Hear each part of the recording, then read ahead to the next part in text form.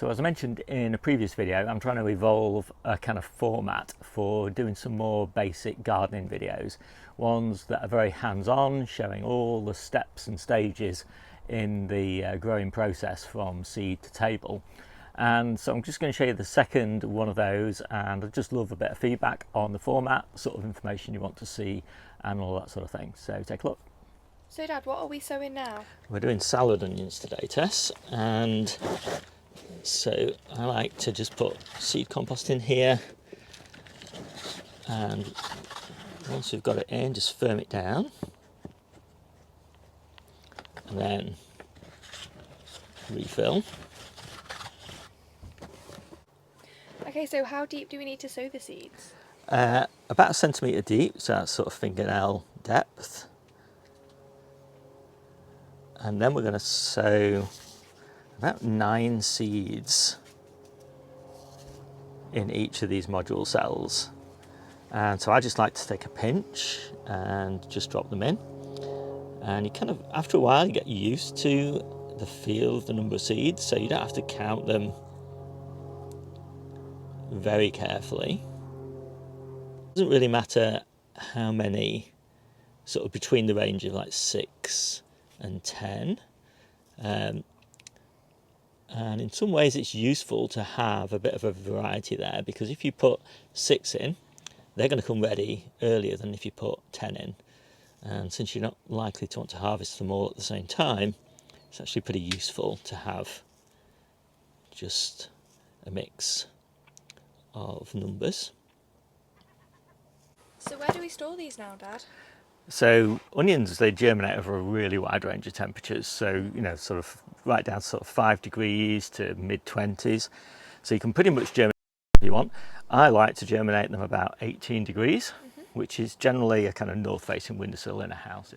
So how old are these plants now? So these are about 6 weeks old now, Tess. And so we're going to plant these out. I love these trays because you can just pop them out like this. It makes it really easy. Yeah.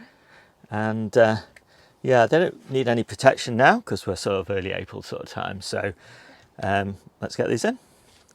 So we're just going to plant them down the edge of this bed, and the ground's quite dry at the moment, so I'm giving it a bit of a pre-water.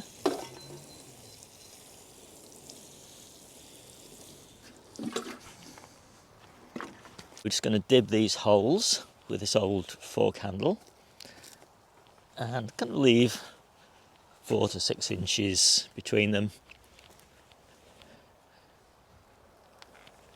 And this is going to be a brassica bed, actually Brussels sprouts.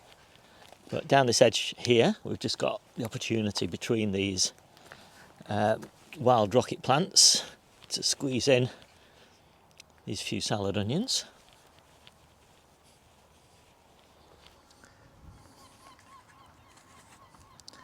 So I like to make these holes just a little bit deeper than the size of the module, so I can kind of just push them in slightly, so they're just, you know, 2 centimetres perhaps deeper than the surface, and that means the roots are further down and less likely to dry out. And it also just makes this really nice little depression here that captures the water and keeps them, you know, makes it easier to keep them well watered. Yeah.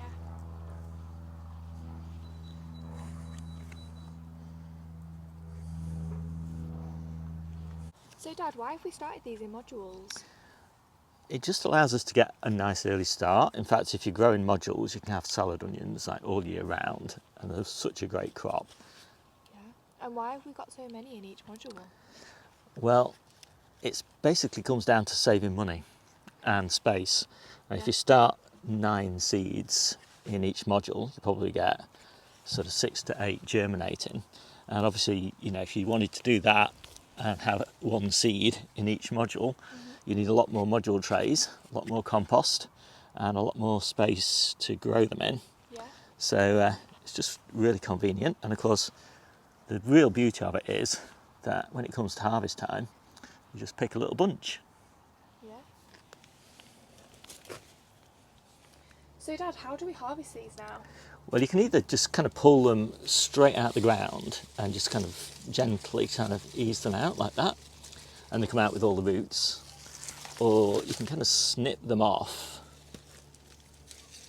as well with a pair of scissors, and then that just kind of leaves the roots in the ground. So Dad, if you leave the root in the ground, does it mean more will grow from that? No, it just means that the roots rot down in the ground and then feed the next crop. Okay. So to clean these up, I like to just kind of break them up like this into the individual plants. And then once we've done that, kind of just level them up and cut the roots off. And then if there's any kind of dead leaves like that, just clean them up. And that's kind of pretty much perfect then. Yeah. And you can, of course, eat all the greens, which you never get in the shops, but taste lovely. And of course the stems as well. Amazing. There you go, Tess. Thanks, can't wait to have these for lunch. So, hope you like this quick video. My name's Steve, this is the Seaside Kitchen Garden and Allotment channel, and I'll see you soon.